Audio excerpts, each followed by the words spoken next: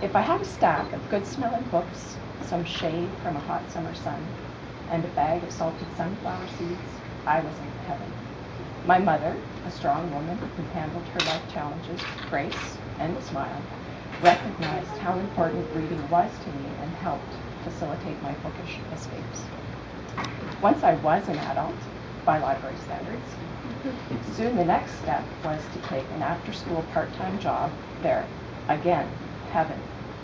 Books, shelves, the Dewey Decimal System, hand stamping the date on the return cards, the wonderful library regulars, and Mrs. Howard, my very own personal version of Mary Anne Cressman, all in a gracious, painted white, old wooden building set on the banks of the Grand River. Fast forward, and my own 2 teenage daughters are attending school in Elmira, and my older bookworm daughter is a page at a Library Branch Library. The workings of the world are circular. All of this interconnected wonderfulness was in my mind when Catherine contacted me about this commission opportunity for the Elmira Branch Library. The commission was to honor the memory of Mary Anne Cressman, Branch Supervisor for 40 years, in stained glass. I said yes, it just felt right. As discussion ensued, it became obvious that Mary Anne was in possession of the sterling human qualities that made her loved, accessible, respected, and very deeply missed. I am glad I said yes, and it has been my sincere privilege to consult with Ron, Catherine, and Cheryl in an enjoyable commission process and to ultimately produce this artwork in Mary Anne's lasting memory. Please enjoy the spirit of this art and accept my thanks and gratitude. Thank you.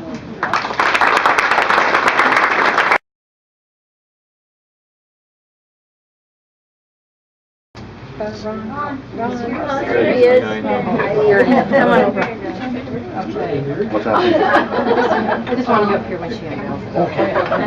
So there is a plaque right underneath it that says, "The library is my garden, stained glass by Laurie Spieker, donated in memory of Mary Anne Cressman, Elmira Library Supervisor, 1968 to 2009. Okay, so Laurie, you have the scissors. Or you're just going to tie? I'm just going to touch it. Okay. But you're tall, you can take the arm off.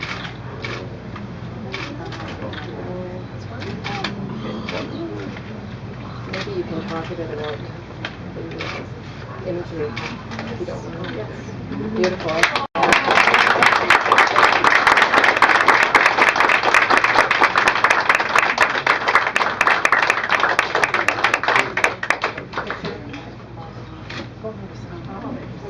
Okay, do you want to talk a little bit about your inspiration for this, Laurie? Yes. As I mentioned, from the beginning, it felt very right that I take on this project. Ron and the library wish to have certain elements included: a cat, a bunny. Bunnies are special to us, our family, so it's like, yes, I love bunnies. Hummingbirds, and a book. And they wanted the feeling of the outside world to be brought into this library space to enjoy. I kept in mind the fact that it was a Carnegie Library originally, which is very interesting and special. And the book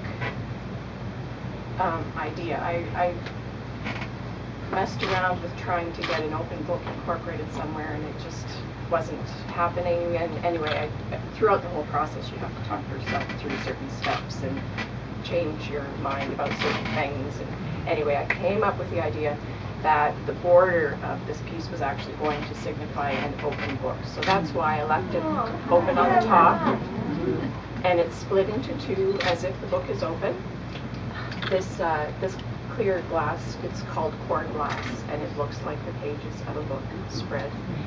One very, very interesting coincidence that gave me chills when I came here, Ron had brought Mary Anne's original piece of stained glass, and I had already in my mind thought that this was going to be the border glass for this piece, so that was pretty much a decision that was set. But when I came and saw the piece that Mary Anne had got for her retirement gift, it wasn't the same glass. It was more difficult. So then it came time, I also struggled with the shapes of the trees. I knew it had to have trees in it to bring the outside in, the outside natural world in. Struggled with the shapes. Then through Catherine, I heard that Ron had said that someone had said that bevels are wonderful to transmit light. I happen to have these bevels in stock. They're part of a larger cluster, and I rarely use clusters as they're meant to be used, so I knew I had these. It's like, those are excellent tree trunks, and that just brought the whole thing together. The line work started happening, and then I had to think about the inclusion of the animals, and again, I wanted to think outside of the box and not have a 50-piece little cat to work on, or that sort of thing. And I also fuse glass, and I absolutely love that as an art form. And in my studio, we've been making vitrograph, which is fusible glass that we manipulate out of the bottom of a hot kiln. And I've been doing some interesting things with vitrograph. So that's how the animals took shape. They are vitrograph figures. So it's all glass. There's the bunny in the corner, and the kitty cat, and a wee little hummingbird. So it's just so much fun to see these shapes take form on my light table. I look into the vitrograph pieces with shapes in mind. I see them.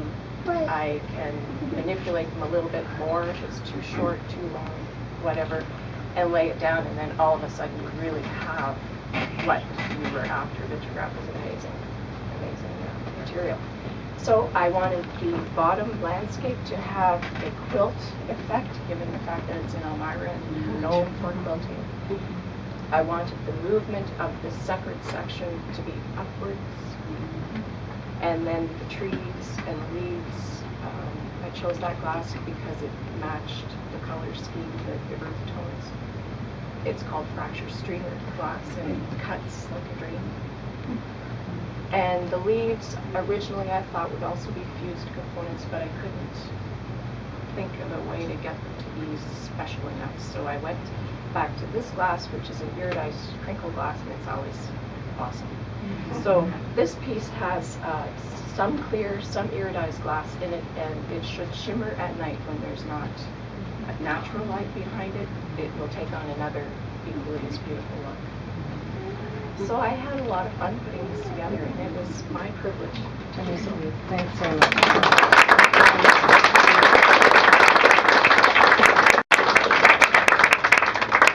Thank you so much, Laurie. I don't think we could have expected anything more beautiful than this. It's just spectacular.